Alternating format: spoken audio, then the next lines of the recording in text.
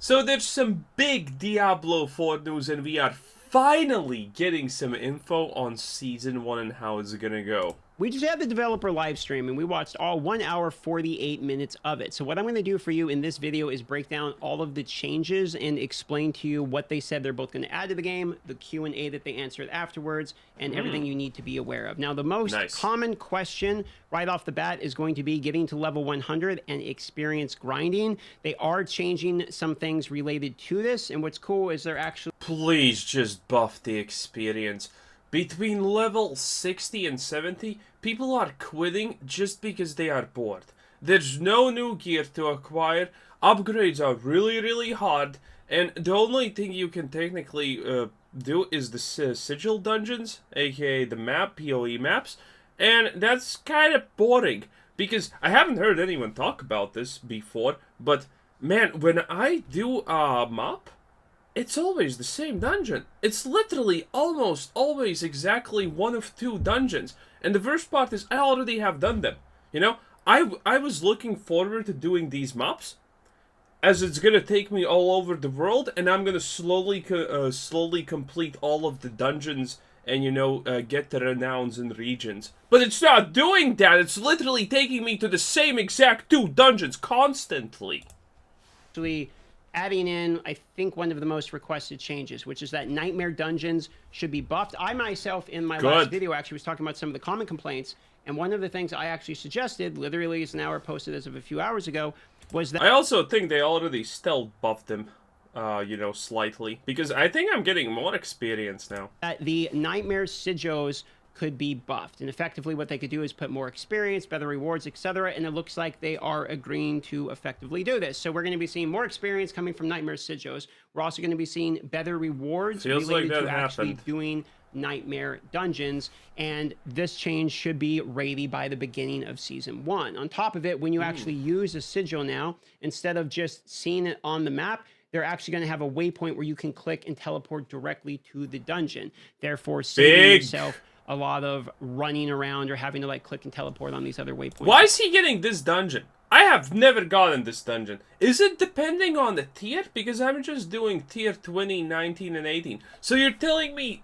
every tier is associated maybe to a specific dungeon? That's so stupid! Etc. and then running there, you can just teleport directly to the dungeon. So the very first change that they're doing is nightmare dungeons across the board are effectively being buffed.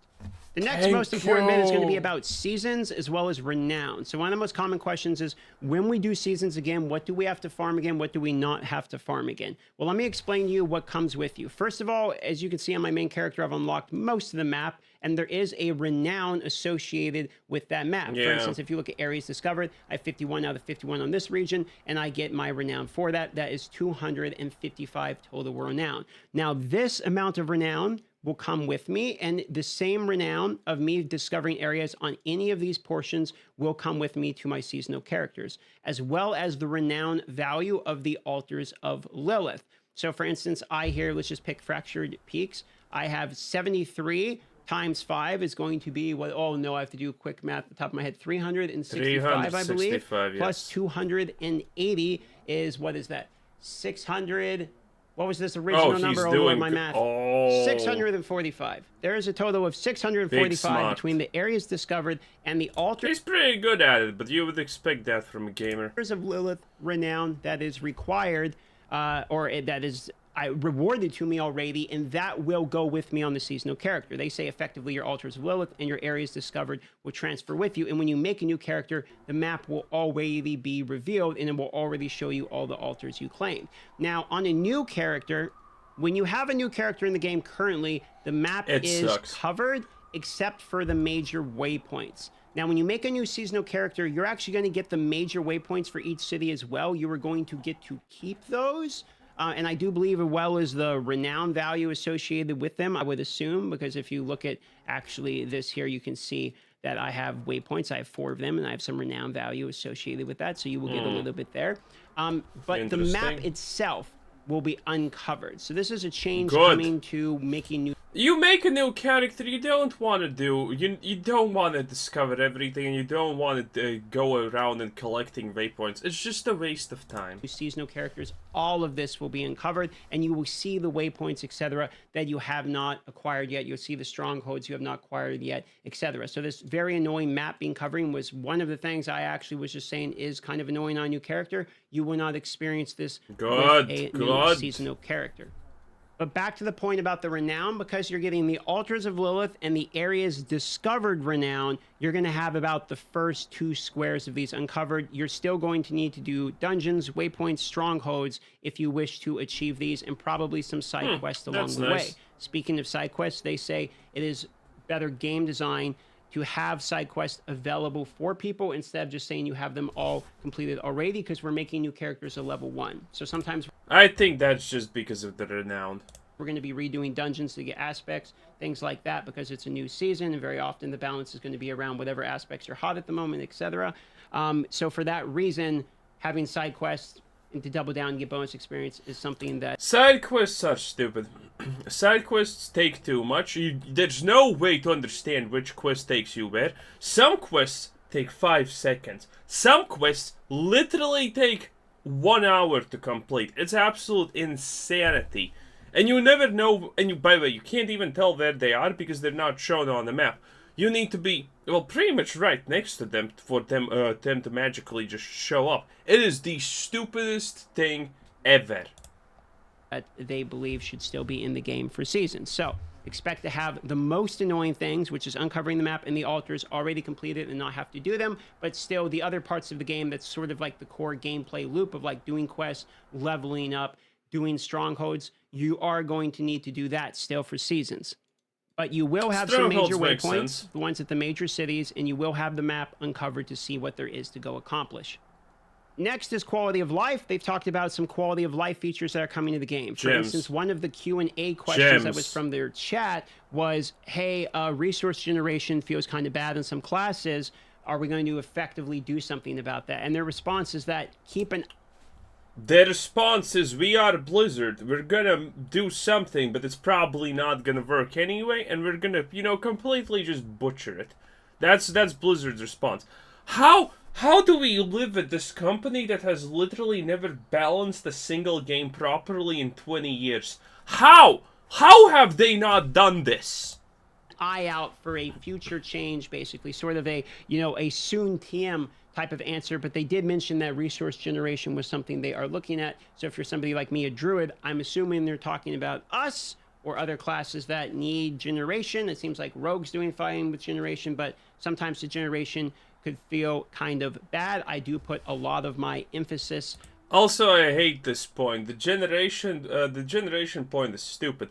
Why have a different resource for each class? Just remove it and introduce mana again for every class and mana potions. That would just fix it, honestly. I know it sounds stupid, I know no one wants it, but that ironically would be probably the best fix, because this is what happens. This is the cycle of resource management that happens literally in every game that we have ever played and will ever play, that especially is made by Blizzard, okay? This is how it goes. There's a class, it has a resource, you use that resource, the resource regeneration is not that fast and people hate it. People complain about it. Blizzard buffs it, Blizzard overbuffs it, they never recorrect it. Congratulations, your resource literally no longer matters. Because it's just something that, they just overbuff it to the point where the resource doesn't matter, because it can't matter, okay? That's pretty much how it goes. In terms of aspects, Paragon board, etc., just to be able to actually use my abilities. So I think they are addressing this. One of the other things they're addressing is another thing I just put out a video on, which I put this video out right when they launched the live stream, and a lot of these things are already, I guess, were already planned to be fixed, which is encouraging, which is that they're coming up with some kind of side quest general UI tracking. They say they recognize two things. They recognize that they have some secret hidden quests that they don't just want to show you how it goes, but they also recognize that this side quest thing is super annoying and it's basically hard to like find quests. So we're going to get some kind of journal. Yeah, no, actually I don't agree with that. I think it's kind of easy, but the fact that there are hidden quests that you will literally never find, that sucks. Some kind of UI for the side quests. Another point of concern that was brought up by players was that the materials have a cap. For instance, you can only carry like 9,999. They are raising this cap so that if you are a very hardcore grinder, I don't think these things matter. Okay, I really don't think these things matter.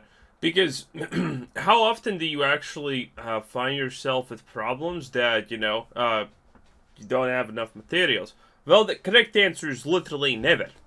Correct answer is literally never. Because, it's not that big of a deal. You don't get upgrades all that often. So these materials are technically pointless to begin with, honestly. Because after the first 5 minutes of gameplay, you have it. You have every material you would ever want, enough for the rest of your life. and you're hitting the caps, there's no reason for them not to raise the caps. Except for God and Souls. For God and Souls suck. They need to buff that rate, but if they buff the rate of that, then there's literally no material in the game that matters. That's what they're saying, so they'll just do that for the quality of life. The other part is having all these annoying gems in your inventory. Eventually, yes, please. it sounds Gem like this slots. is coming more. I think season 2 is what they said. It's gonna be a little bit stale till this gets implemented, because season 1 is more or less already production wrapped up, and they're just doing bug testing at this point.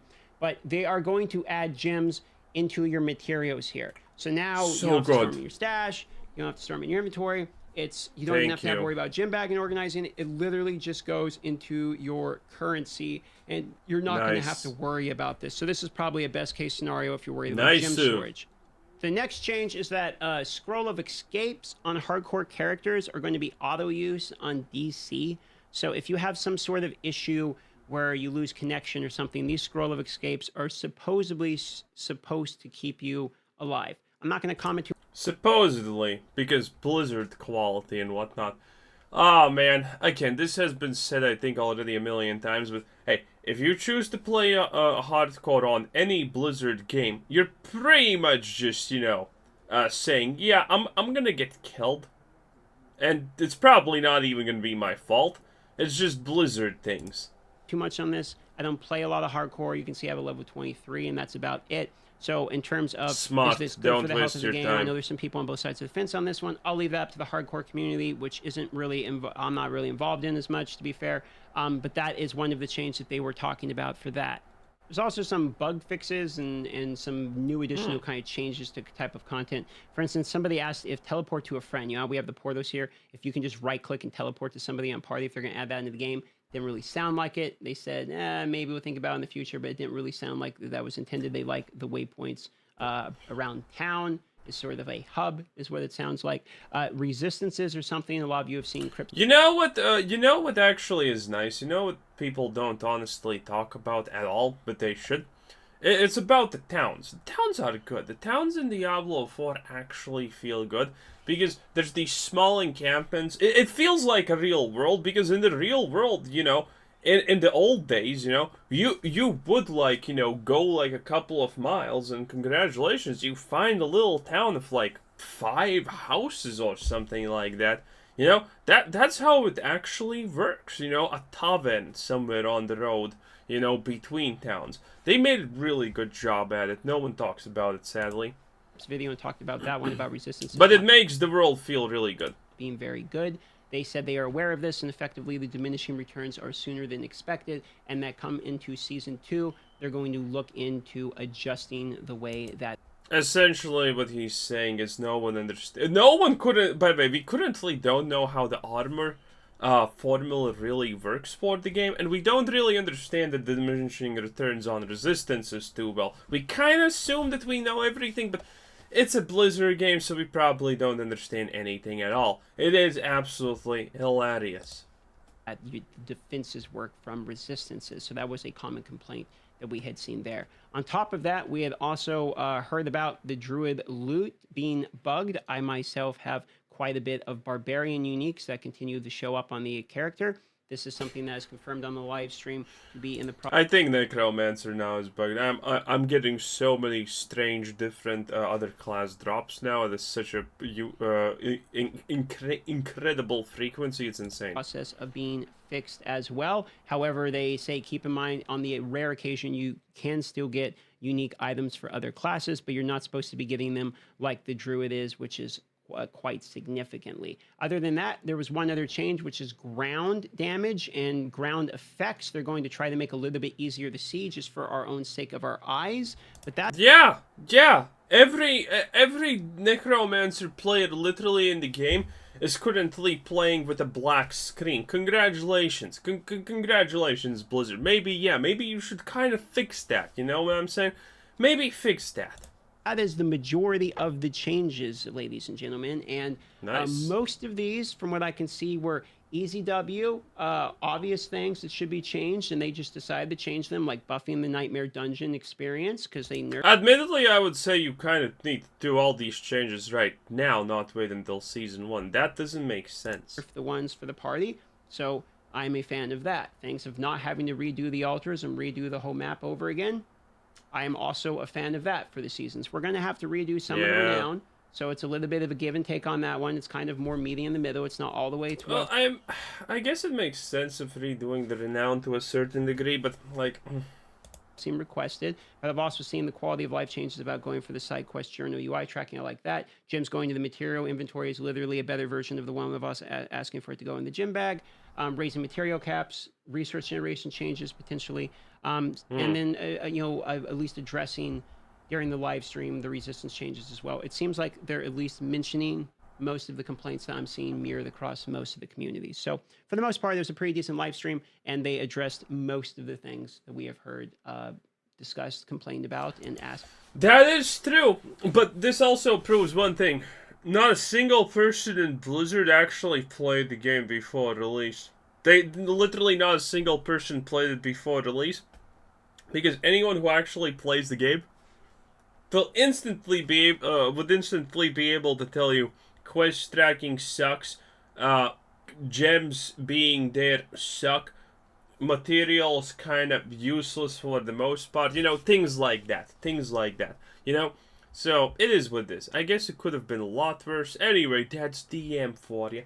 So, like, subscribe, and comment down below. Have a nice day. Bye-bye.